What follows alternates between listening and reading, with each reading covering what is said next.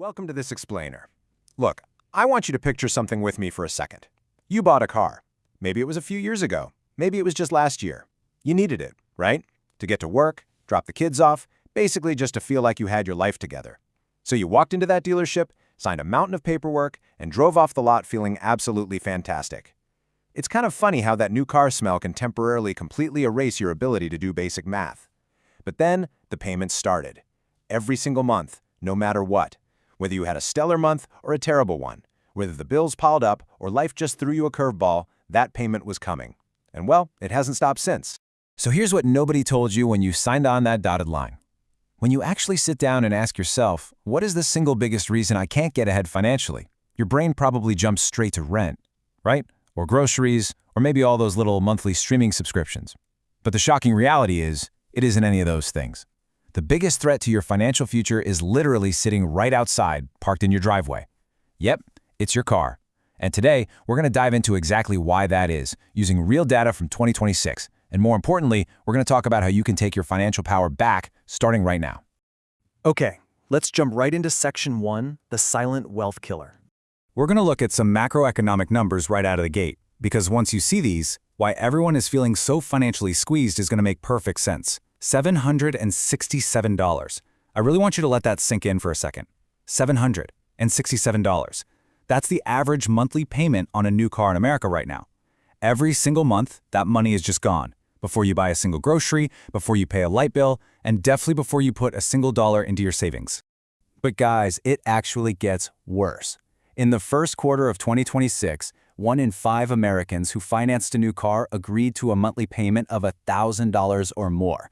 1 in 5. That means a massive 20% of new car buyers are willingly committing to a 4-figure check every single month just for a way to get around. When you add all of those staggering payments up across the country, you get this massive, almost unbelievable figure, $1.68 trillion in total American auto loan debt.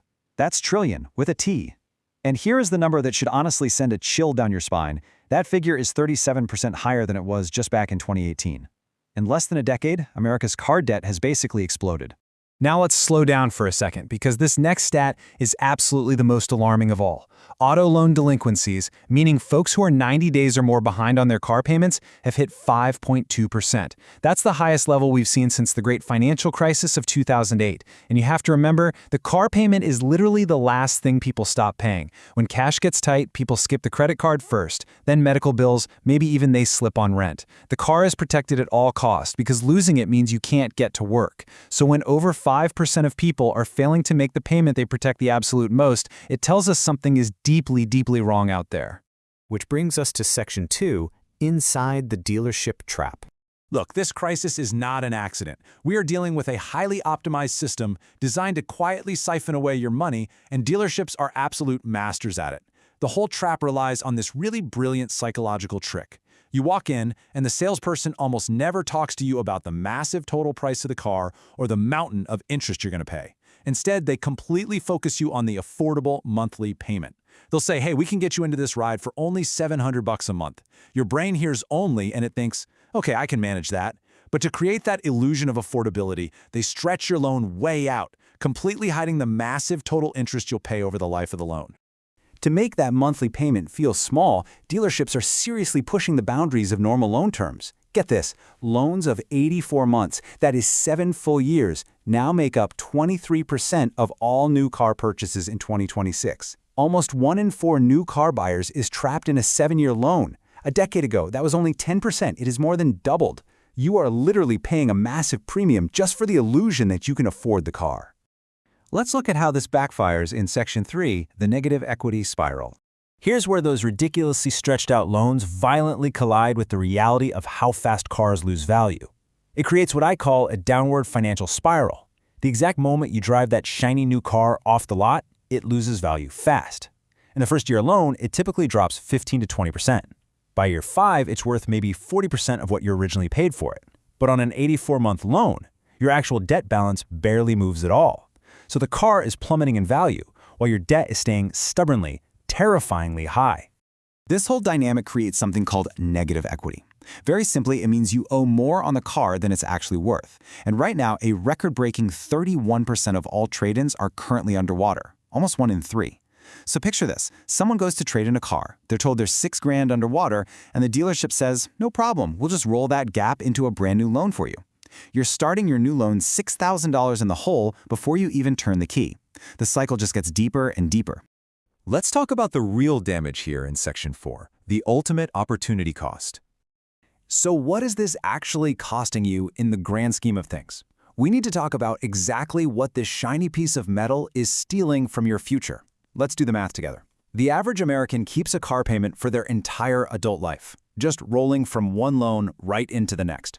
If you carry a typical $750 car payment from age 25 all the way to 65, that's 40 years of payments. You will spend $360,000. 360 grand leaving your bank account and going straight into the pockets of dealerships, banks, and insurance companies. But here's the jaw-dropping alternative.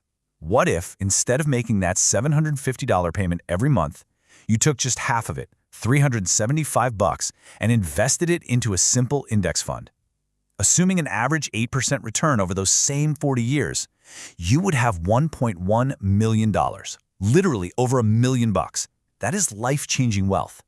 We're talking about the difference between an endless, stressful cycle of car payments and total financial freedom. So, how do we fix it? Section 5, 4 rules for escape.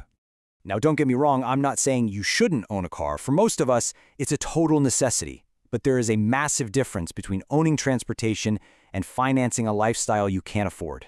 So, let's get into the solutions and take your power back.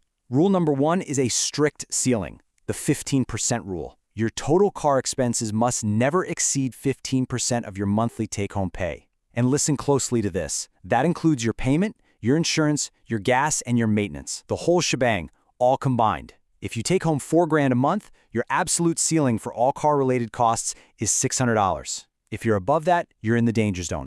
Rule number 2, the 48-month limit. Basically, never finance a vehicle for more than 4 years. Dealerships are going to beg you to take a 72 or 84-month loan to magically lower that monthly payment. Do not fall for it. Capping your loan at 48 months completely stops their interest trap in its tracks, and it forces you to buy a car you can genuinely afford. Honestly, if the payment on a 4-year loan is too high, the hard truth is that the car is just too expensive for you. Rule number 3, the 20% shield.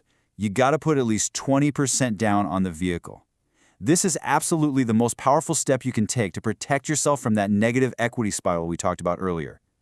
A 20% down payment gives you instant equity.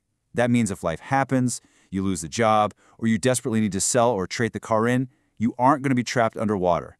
And rule number 4, buy used, not new. The average used car payment right now is $537 compared to that new car average of $767. That is a massive monthly savings of $230. Let someone else take that brutal 15 to 20% depreciation hit in year 1. You can step in and get a modern, super reliable vehicle for a fraction of the cost. I want you to treat this list like your ultimate mental checklist. These are your 4 non-negotiable rules for the next time you buy a car. A 15% expense limit, a 48-month maximum loan, a 20% down payment, and buying used.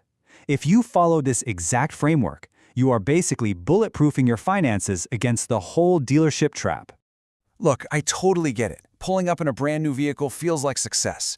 The new car smell, the shiny paint, it really feels like you've made it. But we have to challenge that societal status symbol with this harsh reality. The car you drive does not build your wealth. The money you save builds your wealth. Study after study proves that the people with real, generational, life-changing money, they actually drive ordinary, used vehicles. They know that tying up all their cash in a depreciating asset is just stealing from their own future. So, I want to give you a little homework, an empowering reality check you can do right now. First, pull out your phone and open up your banking app. Second, tally up your actual car payment, your insurance, gas, and whatever your last maintenance bill was. Finally, compare that total number to 15% of your monthly take-home pay. If you're over that limit, well, you now finally know exactly where a huge chunk of your wealth-building potential has been hiding all these years. I'm going to leave you with this provocative final thought. Your car goes down in value every single day. Your investments go up over time. Which one do you want more of? The card trap quietly drains your wealth month after month, but only if you let it. If you're currently stuck in one of these bad loans, don't panic. In our next explainer, I'm going to show you exactly how to escape an underwater car loan step by step. It is totally possible. Until then, take control of your numbers, break the cycle, and I'll see you in the next one.